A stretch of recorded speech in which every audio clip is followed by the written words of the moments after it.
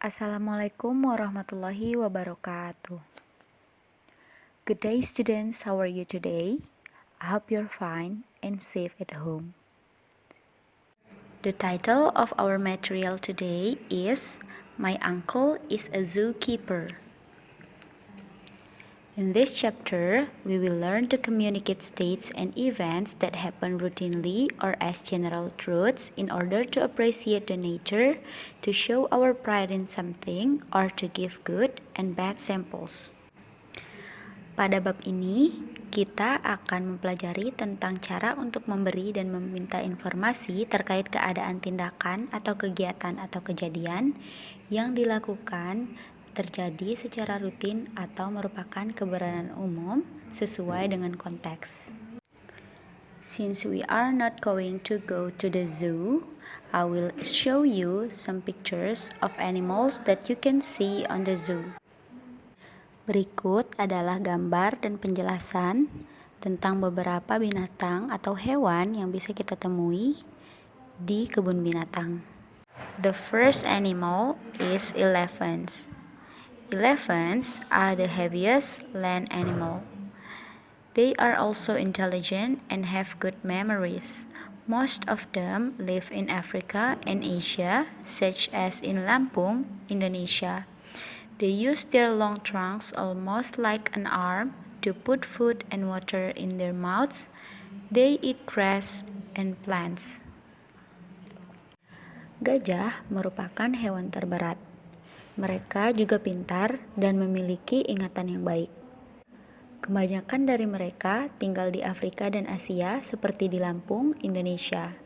Mereka menggunakan talainya yang panjang seperti sebuah lengan untuk meletakkan makanan dan air ke dalam mulutnya. Mereka memakan rumput dan tumbuhan. Next, tigers.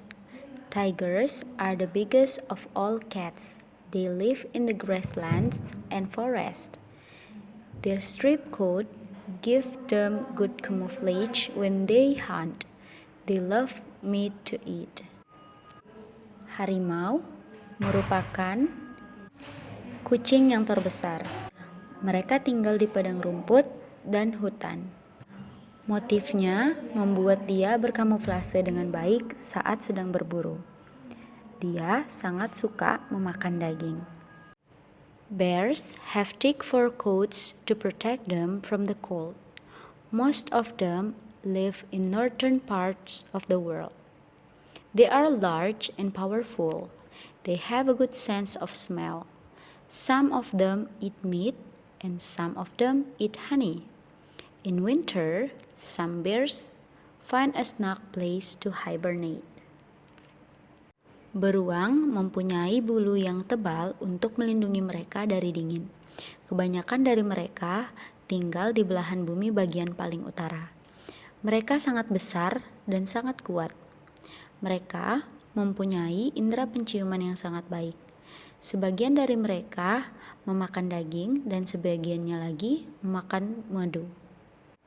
Pada musim dingin, para beruang mencari tempat yang aman dan sempit untuk berhibernasi. Monkeys are clever mammals that can solve problems and hold things in their hands.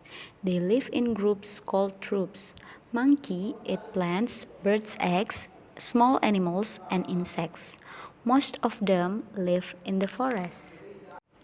Monyet merupakan mamalia yang sangat pintar. Mereka dapat menyelesaikan masalah serta dapat menyentuh apapun dengan tangannya.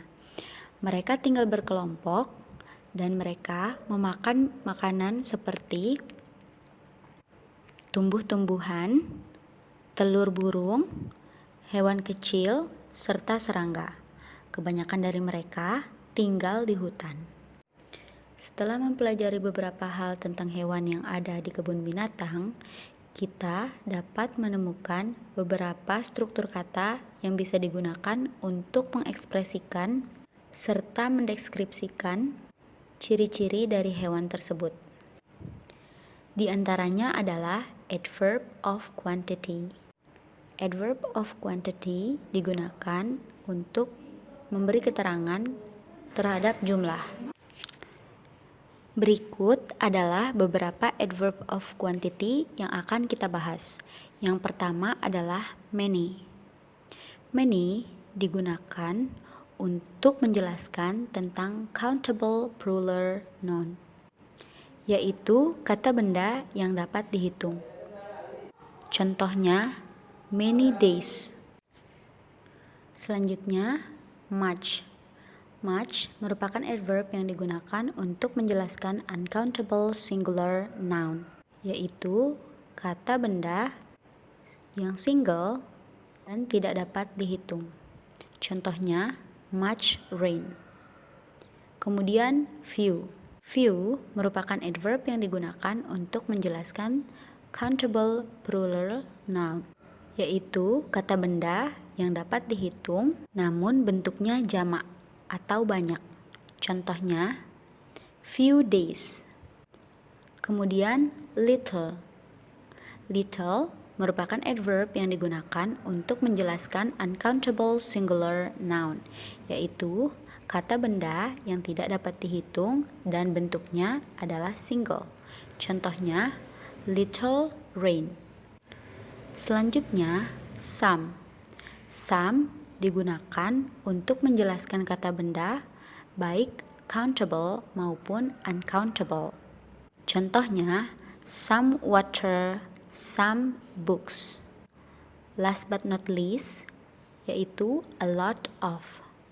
A lot of digunakan untuk menjelaskan kata benda baik countable maupun uncountable. Contohnya, a lot of people, a lot of snow. Selain adverb of quantity, untuk menyatakan dan menanyakan kegiatan atau kejadian yang terjadi secara rutin, kita dapat menggunakan simple present tense. Simple present tense is used to tell general truths or things that happen routinely. Simple present tense digunakan untuk menyatakan tentang kebenaran atau segala sesuatu yang terjadi secara rutin. Ciri dari simple present tense adalah menggunakan verb one atau kata kerja bentuk pertama dengan time signal, yaitu every day, every morning, dan seterusnya. Contohnya, Edo and Udin go to school at 6 o'clock every morning. Dayu always cleans her bedroom before leaving the house every morning. The moon shines at night. That's the material for today. Sekarang tugas kalian adalah membuat tabel seperti yang tertera pada gambar. Kemudian kalian menuliskan ciri dari hewan yang sudah kita bahas tadi. Good luck! Well, this is the end of our lesson today. I hope you guys understand the material well and practice it at home. Thank you so much for your attention. Assalamualaikum warahmatullahi wabarakatuh.